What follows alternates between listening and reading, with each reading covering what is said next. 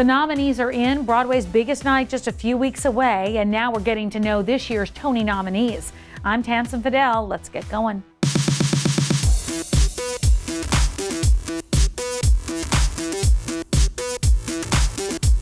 Let's send it out to Paul Wontorek. Thanks, Tamsin. The 2024 Tony season has officially started. I'm here at Sofitel, New York to speak to all the nominees. Hey! Hey! I've been waiting to see you at this thing. You're at the Tony thing. I've been crying all morning. Oh, really? Yeah, I mean, I don't mean to be too sappy about it, but it's the most extraordinary thing that's ever happened to me in my professional life, and I've had I've been very lucky, but this somehow just it's like a puncture to my little 7-year-old heart. What's been the biggest surprise of actually being in a Broadway hit and experiencing it, and you're like living the life? The feeling, the immediate, the sort of instantaneous gratification of an audience in a room full of people all together in one night on one random Wednesday, everyone bringing their full days in there, the company is bringing their full day in, and everyone sort of asks you to pause and just be there in that moment. And you get to lock eyes with a person who's crying or who is smiling ear to ear or is unable to kind of move, and you think this is a quantifiable experience that I'm having. And to see it and to feel it you can only have that happen in the theater.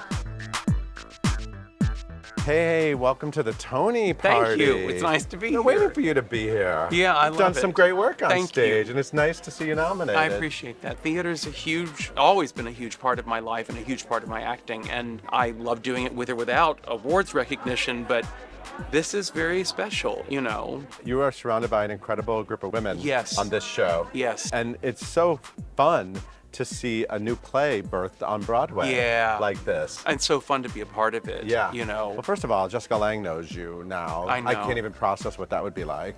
Sometimes I can't either. I mean, she's a completely unique and brilliant actor. She's not like anybody else you're going to work with. Right. And so to get to do so in such a continuous and intimate way, I couldn't even tell you exactly what I'm learning, but I feel affected by it. I'm like, I will not be the same actor after this.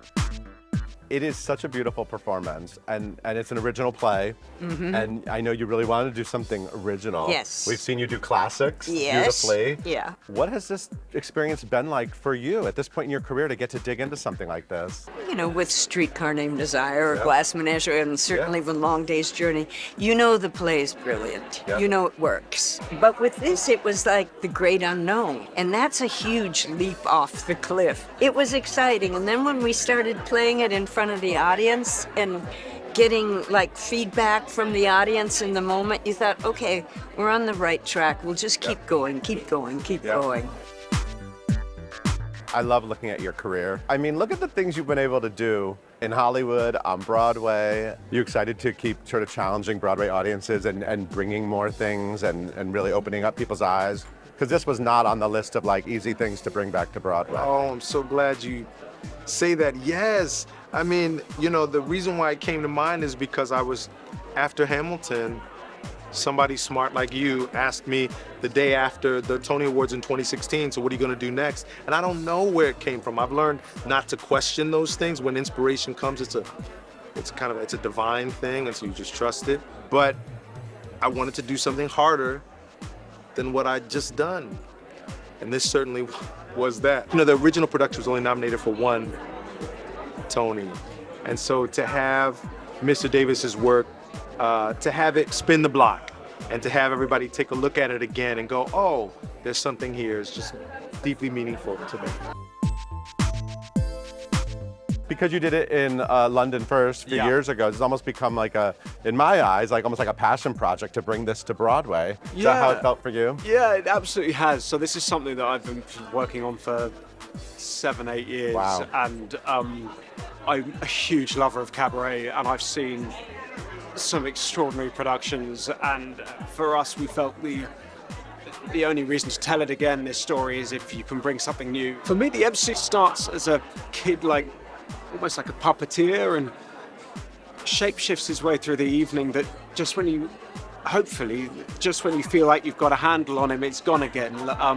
And then he becomes, rather than being the victim, he sort of is in some ways the perpetrator of the thing. And and playing the different incarnations of him is really joyful. Audiences are really going crazy for this show. It's like turned into the show of the season, the most nominated show. I mean, this is a lot to take in. It is a So lot how you to doing? take in. I'm doing good. We're taking everything one breath and one step at a time. Absolutely. And you know, it's inspired by the life of Alicia Keys, or Yes. by her story, and you've gotten to sort of like collaborate with her. First of all, let's just talk about the fact that she knows who you are. And you're I probably know. like in her phone. How's that? She's just awesome. She's got this grounded spirit, and she's such a superstar at the same time. So she knows the ropes, and she knows what she wants, and she's so heavily involved in this project. I mean, it's fabulous, and getting to know her past the music has been, I'm honored to be here with her.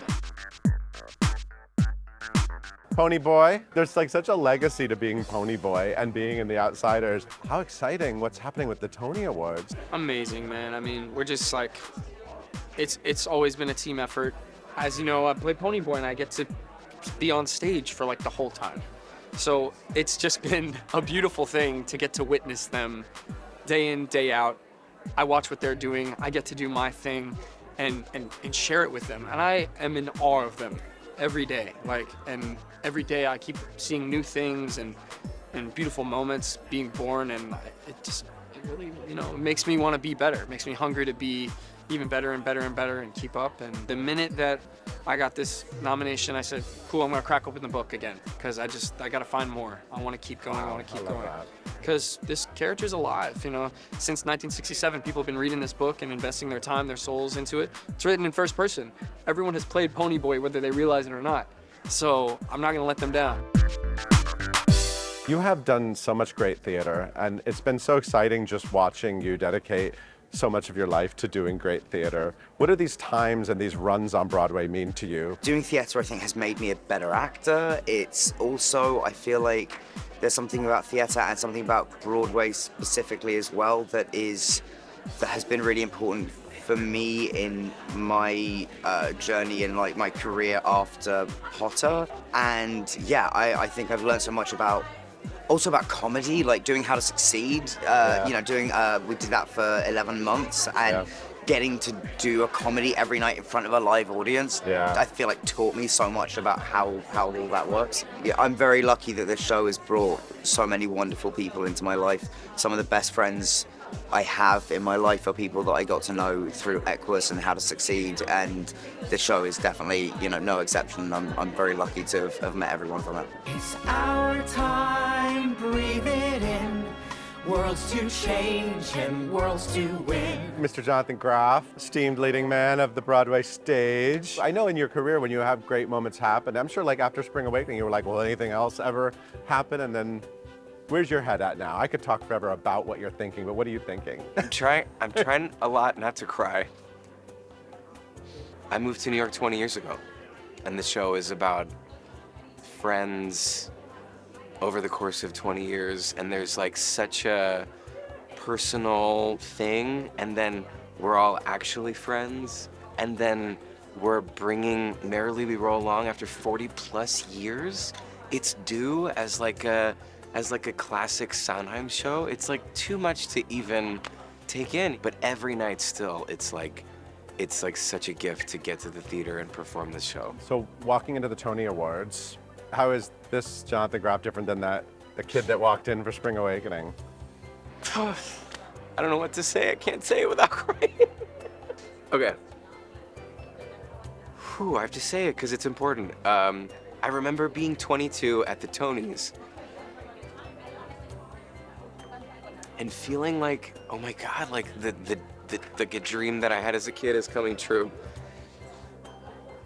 And feeling like, why is everybody so serious at the Tonys? Like feeling like, isn't this like a celebration of theater? Like watching it in high school and being like, isn't this supposed to be fun? And I remember telling myself then when I was 22, like, if I'm ever back here again, or if I'm ever an adult working in this industry, I'm gonna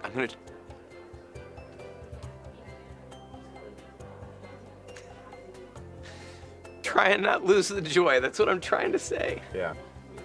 And that's been the like joy of this experience, is to feel so connected to that primal inspiration, that like when you first move here, that purity. Yeah.